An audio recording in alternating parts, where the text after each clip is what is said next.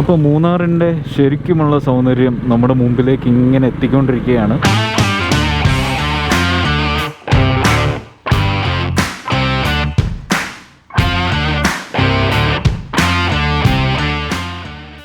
അല്ല, ഈ പാലവും നൈസായിട്ടുണ്ട്. Welcome, you are entering Adimali police station limits. Adimali ഗ്രാമപഞ്ചായത്തിലേക്ക് നമ്മൾ വേറൊരു റൈഡർ പോകുന്നു. ഡൊമിനോറാണ്, ഡൊമിനോർ. അടിപൊളി റോഡാണ് കേട്ടോ, ഒരു രക്ഷയില്ല. സൂപ്പർ റോഡ്, സൂപ്പർ ക്ലൈമറ്റും. പ്രശാന്ത് ചേട്ടാ എങ്ങനെയുണ്ട്? പ്രശാന്ത് ചേട്ടൻ ഫസ്റ്റ് ടൈം അല്ല, പുള്ളി 10ൽ പഠിച്ചുകൊണ്ടിരുന്ന സമയത്ത് സ്കൂളിൽ നിന്നെങ്ങാണ്ട് ഈ ഭാഗത്ത് വന്നിട്ടുണ്ട്. അതിനുശേഷം ഇപ്പോഴാണ് വരുന്നത്. ഐ തിങ്ക് മിനിമം ഒരു 20 വർഷമെങ്കിലും ആയിട്ടുണ്ട് പുള്ളി ഈ വഴി വന്നിട്ട്. അതിനുശേഷം ഈ വഴിയൊന്നും വന്നിട്ടില്ല. അപ്പം പുള്ളിക്ക് ഇതൊക്കെ ഒരു പുതിയൊരു അനുഭവം പോലെയാണ്. അന്ന് ഈ വഴി വന്നിട്ടുണ്ടെന്നുണ്ടെങ്കിലും ആ കാലത്തെ അല്ലേ ബസ്സിനൊക്കെ എല്ലാവരുമായിട്ട് ഗ്രൂപ്പായിട്ടൊക്കെ വന്നിട്ടുള്ളതല്ലേ, ബൈക്കിലൊന്നും ഈ വഴിയൊന്നും അങ്ങനെ വന്നിട്ടില്ല. പുള്ളിക്കും ഒരു നല്ല എക്സ്പീരിയൻസ് ആവുമെന്ന് പ്രതീക്ഷിക്കുന്നു. അടിപൊളി വളവ്. എയർപിന്നാണോ പ്രശാന്തിൻ്റെ? കുരങ്ങന്മാർ എക്സ്പീരിയൻസ് നീലക്കുറിഞ്ഞി.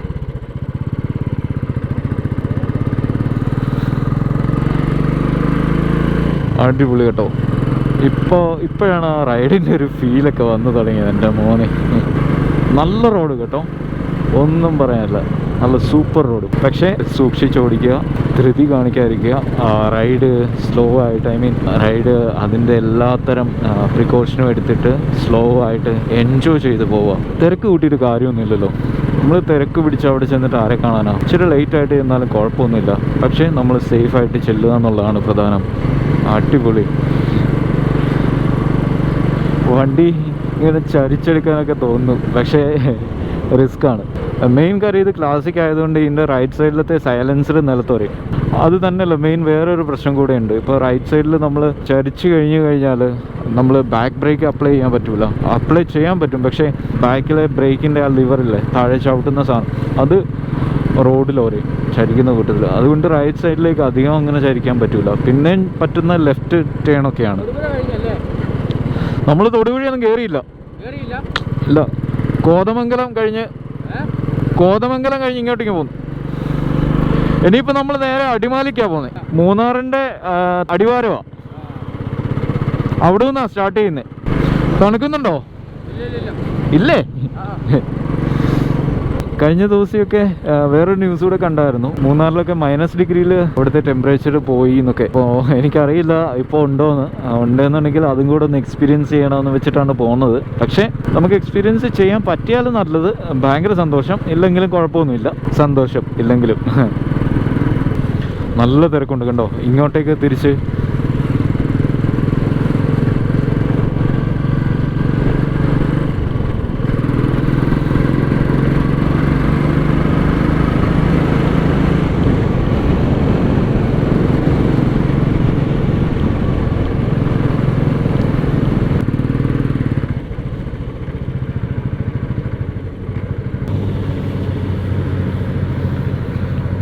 നല്ല തിരക്കുണ്ട്. ഈ ഫ്രണ്ടിൽ ഈ ട്രക്ക് പോകുന്നതുകൊണ്ടേ ഭയങ്കര വിഷയമാണ്. അറ്റ് ലാസ്റ്റ് നമ്മൾ രക്ഷപ്പെട്ടു.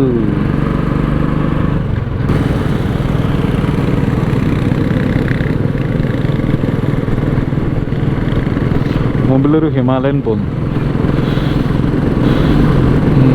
നമുക്കൊരു കമ്പനി കിട്ടിയിരിക്കുകയാണ്.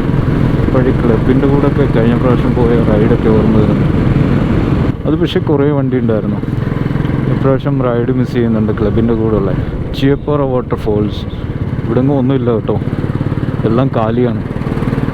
എന്നാലും ആൾക്കാരൊക്കെ നിർത്തുന്നുണ്ട്. അപ്പം നമ്മുടെ ഫ്രണ്ടിലുണ്ടായിരുന്ന ടീമുകൾ അവിടെ നിർത്തിയിട്ടുണ്ട്. നമ്മളേതായാലും അവിടെ നിന്ന് നിർത്തുന്നില്ല, ഡയറക്റ്റ് പോവാണ്. ഇപ്പോൾ പ്രശാന്തന് നല്ല രീതിയിൽ ചെറിയ രീതിയിൽ തണുപ്പടിച്ച് തുടങ്ങിയിട്ടുണ്ടെന്നൊക്കെ പുള്ളി പറയുന്നുണ്ട്. ഇനി എങ്ങോട്ട് എന്താണാവോ. നല്ല തണുപ്പുണ്ട് കേട്ടോ. തണുത്ത കാറ്റ് ശരിക്കും ശരീരത്തിൽ അടിക്കുന്നുണ്ട്. എൻ്റെ കൈയൊക്കെ വിറയ്ക്കുന്നുണ്ട്. നമുക്ക് പുറയിൽ വേറൊരു കമ്പനിക്കാരൻ വരുന്നുണ്ട്. അതും ബുള്ളറ്റ് സ്റ്റാൻഡേർഡ് ആണെന്ന് തോന്നുന്നു. ഓക്കെ, കമ്പനി വേറൊരു ബുള്ളറ്റും കൂടെ ഉണ്ടെന്നുണ്ടെന്നുണ്ടെങ്കിൽ നമുക്ക് ഒരു രസമാണ് റൈഡ് ചെയ്ത് പോകാനേ. അതൊരു വേറൊരു ഫീലാണ്.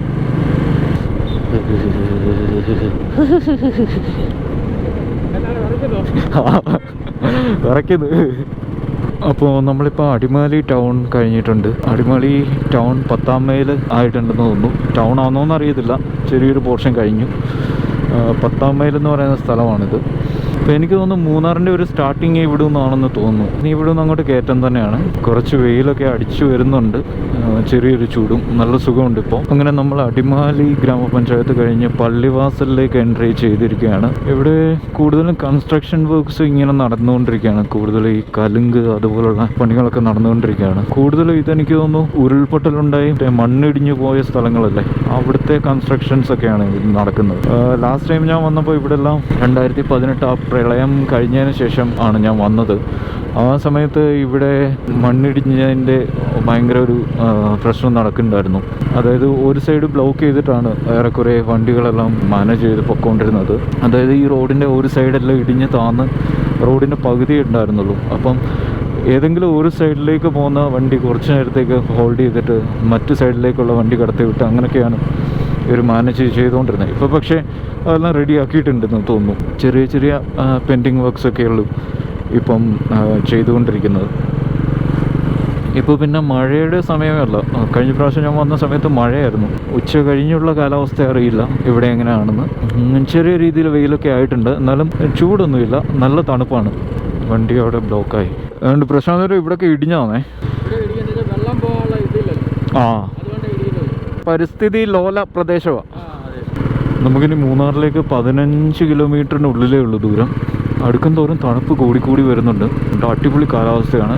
പോകുന്ന വഴിയിലെ കാഴ്ചകളും ഭയങ്കര രസമുള്ളതാണ്. ഇവിടുത്തെ ഓരോ വീട് കാണാനും പഴയ വീടുകൾ കാണാനും പ്രത്യേക ഭംഗിയാണ്. പ്ലാന്റേഷൻ്റെ ഉള്ളിലെ ഫാം ലാൻഡിൻ്റെ ഉള്ളിലെ ഏലച്ചെടികളുടെ ഉള്ളിലെ ഏലം, കുരുമുളക്, കാപ്പി, ഇതിൻ്റെ എല്ലാം ചെടിക്കുള്ളിൽ നല്ലൊരു ഭയങ്കര തണുപ്പാണ് അതിൻ്റെ ഉള്ളിലെല്ലാം. ഇവിടുത്തെ വീടുകളിൽ എനിക്ക് ഉറപ്പാണ് മിക്ക വീടുകളിലും ഇവിടെ AC ഉണ്ടാവില്ല അകത്ത്. എന്താണെന്ന് വെച്ചാൽ അതിൻ്റെ ഒന്നും ആവശ്യം വരുന്നേ ഇല്ല ഇവിടെ. അതുപോലെ തണുപ്പാണ് ഈ സ്ഥലത്തേക്ക് വന്നു കഴിഞ്ഞാൽ തന്നെ. ഓക്കെ, ആ വീടൊക്കെ കണ്ടോ, അടിപൊളിയല്ലേ.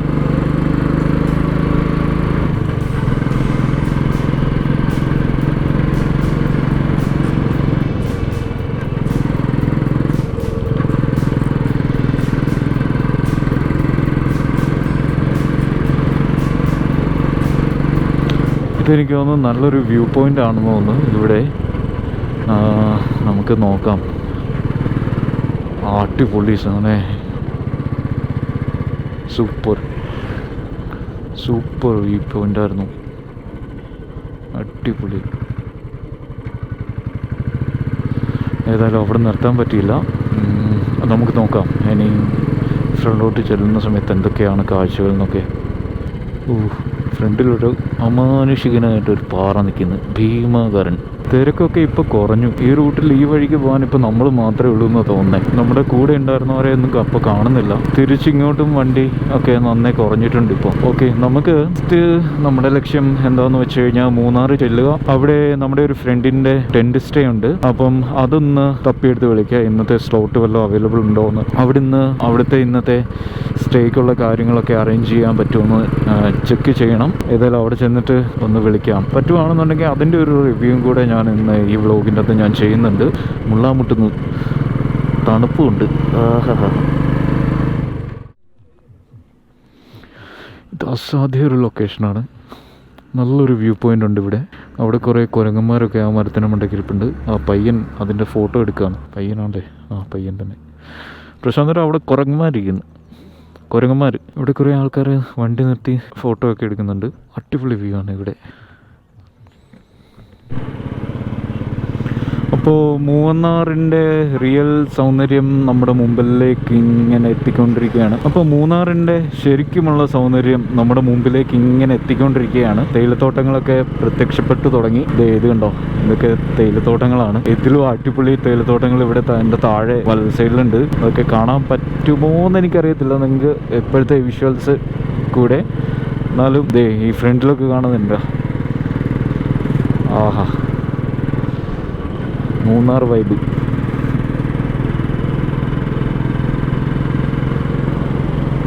പ്രശാന്തേട്ടാ എങ്ങനെയുണ്ട്? അടിപൊളിയാണോ? അടിപൊളിയാണോ?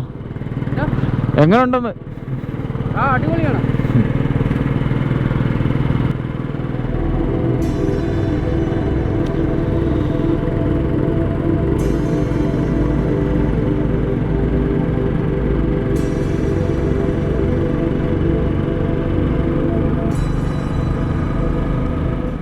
ഇന്ന് തിരക്ക് പൊതുവെ കുറവാണെന്ന് തോന്നുന്നു. വണ്ടിയൊന്നും അധികം അങ്ങനെ കാണുന്നില്ല. നമ്മൾ വന്ന സമയം കുഴപ്പമില്ലാന്ന് തോന്നുന്നു. അവിടെ ക്യാരറ്റൊക്കെ വിൽക്കാൻ വെച്ചിരിക്കുന്നു. ക്യാരറ്റൊക്കെ ഇവിടെ കെട്ടി വിൽക്കാൻ വെച്ചിരിക്കുന്നു അവിടെ. ഏകദേശം ഒരു 6.7 കിലോമീറ്റർ ഉണ്ട് മൂന്നാർക്ക്. പള്ളിവാസലായിട്ടുണ്ട് ഇപ്പം. Attukad waterfalls 2.5 kilometre. Attukad waterfalls ഇതെവിടെയാണ്? ഓ, അടിപൊളി സ്ഥലം കേട്ടോ. അന്യായം. ഇവിടെ വാഗയൊക്കെ പൂത്ത് വയ്ക്കുന്നുണ്ട്. ഒരുമാതിരി നീല വയലറ്റ് കളർ പൂവാണ് ഇപ്പം. ഞാൻ ഇതിൻ്റെ മെറൂൺ കളർ പൂവൊക്കെ കണ്ടിട്ടുള്ളൂ. ചോപ്പ് മെറൂൺ, ഏകദേശം ആ ഒരു ഷെയ്ഡ്.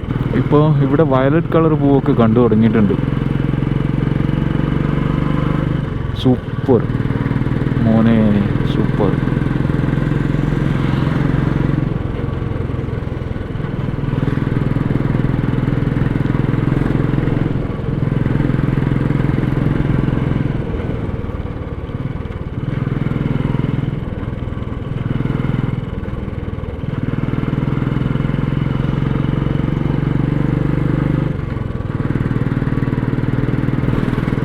എല്ലാവരും വഴിയിലൊക്കെ നിർത്തി ഫോട്ടോസും കാര്യങ്ങളൊക്കെ എടുത്തിട്ട് എൻജോയ് ചെയ്താണ് പോകുന്നത്. നമുക്ക് ഫോട്ടോസ് എടുക്കണം. നോക്കാം, നല്ല ലൊക്കേഷനുകൾ എല്ലാം നല്ല ലൊക്കേഷനാണ്. എന്നാലും നോക്കാം, നമുക്ക് ഫസ്റ്റ് ഒന്ന് പഠിക്കാം. അത് കഴിഞ്ഞിട്ട് നമുക്ക് ഫോട്ടോസ് എടുക്കാം. നടക്കുമെന്ന് അറിയത്തില്ല. എല്ലാ പ്രാവശ്യവും ഇതുപോലെ ഫോട്ടോസ് എടുക്കണമെന്നൊക്കെ വിചാരിക്കും, മിസ് ചെയ്തങ്ങ് പോകും. എന്തായാലും this time we will definitely look for taking some photos. ഇവിടെയൊക്കെ തേയിലയാണെന്ന് തോന്നുന്നു കൂട്ടിയിട്ടിരിക്കുന്നത്.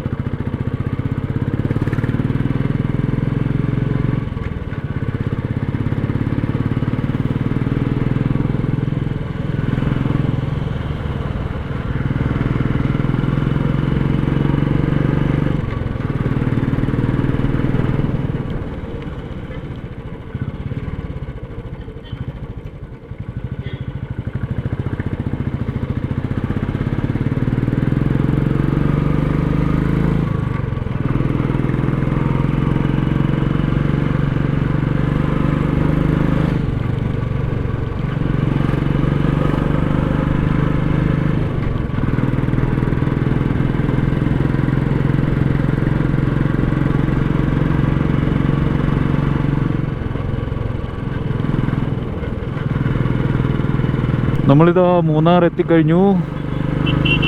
വെൽക്കം ടു മൂന്നാർ എന്ന ബോർഡൊക്കെ കണ്ടു.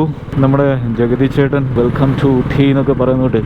വെൽക്കം ടു മൂന്നാർ ബോർഡൊക്കെ കണ്ടു. മൂന്നാർ 3 കിലോമീറ്റർ കൂടെ ഓൾമോസ്റ്റ് മൂന്നാർ എത്തി.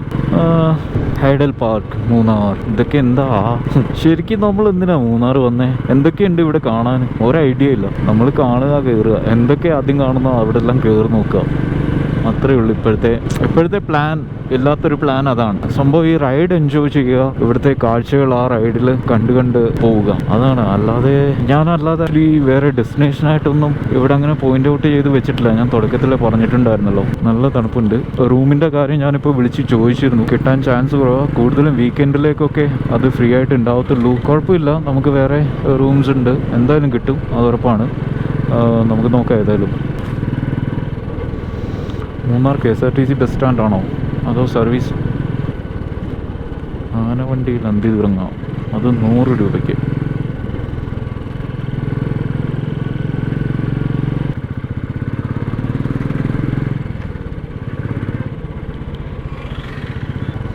ഇതാണ് മൂന്നാർ ടൗൺ.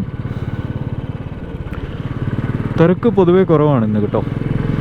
കുറേ റിസോർട്ടും ഹോട്ടൽസും ഉണ്ട് ഇവിടെ. ഓ, ഇത്രയൊക്കെ ശരിക്കും ഇതിൻ്റെയൊക്കെ ആവശ്യമുണ്ടല്ലേ ഇവിടെ? അതുപോലെ ആൾ വരുന്ന സ്ഥലം ഉണ്ടാവില്ലേ? ആ മുകളിലൊരു നല്ല അടിപൊളി ഒരു പള്ളി കാണുന്നുണ്ട്, കല്ലൊക്കെ വെച്ചിട്ട് യൂറോപ്പിലൊക്കെ കണ്ടുവരുന്ന രീതിയിലുള്ള ഒരു പള്ളി ഇവിടെ ഡിസൈൻ ചെയ്തിട്ടുണ്ട്. പെട്ടിമുടി. Munnar town 1 kilometre. നമ്മൾ ആദ്യം ഫസ്റ്റ് ടോപ്പ് സ്റ്റേഷനിലൊന്ന് പോയി നോക്കാം. ഇവിടെ വഴിയിലെല്ലാം കച്ചവടമാണ്. ക്യാരറ്റ്സും പിന്നെ തേയില.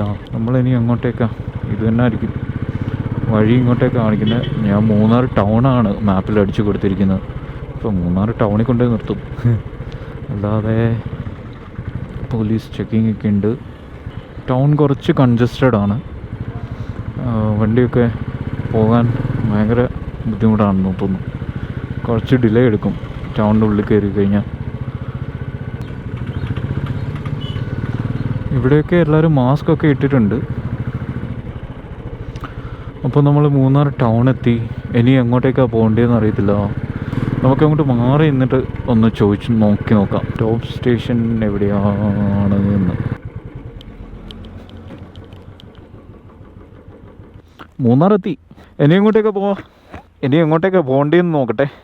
അപ്പോൾ നമ്മളിവിടെ വീണ്ടും സ്റ്റാർട്ട് ചെയ്തു. നമ്മളിപ്പോൾ ഡിസൈഡ് ചെയ്തു ഫസ്റ്റ് നമുക്ക് ടോപ്പ് സ്റ്റേഷൻ പോകാമെന്ന്. ഞാനൊരു വട്ടം അവിടെ പോയിട്ടുണ്ട്. അസാധ്യ വ്യൂ ആണ് എൻ്റെ മുകളിൽ നിന്ന് കാണാൻ വേണ്ടിയിട്ട്. അടിപൊളി വ്യൂ ആണ്. അപ്പം ഞാനിപ്പം മാപ്പിൽ റൂട്ട് സെറ്റ് ചെയ്തിട്ടുണ്ട്. ഇനിയും പതിയെ അങ്ങോട്ട് നീങ്ങാം. 1 hour കൂടുതലുണ്ട്. 1 hour 14 minutes ഉണ്ട്. 1.25 മണിക്കൂറുണ്ട് നമുക്ക് അവിടേക്ക് യാത്ര ചെയ്യാനായിട്ട്. അപ്പോൾ ഏകദേശം 39 കിലോമീറ്റർ കവർ ചെയ്യാൻ വേണ്ടിയിട്ടാണ് ഈ 1.25 മണിക്കൂർ. അപ്പോൾ നമുക്ക് നോക്കാം. പോകുന്ന വഴിക്ക് എന്തെങ്കിലും കാഴ്ചകൾ ഉണ്ടാകുന്നുണ്ടെങ്കിൽ അതും കൂടെ നമുക്ക് കാണാം. ഓക്കെ, ശരി. അപ്പോൾ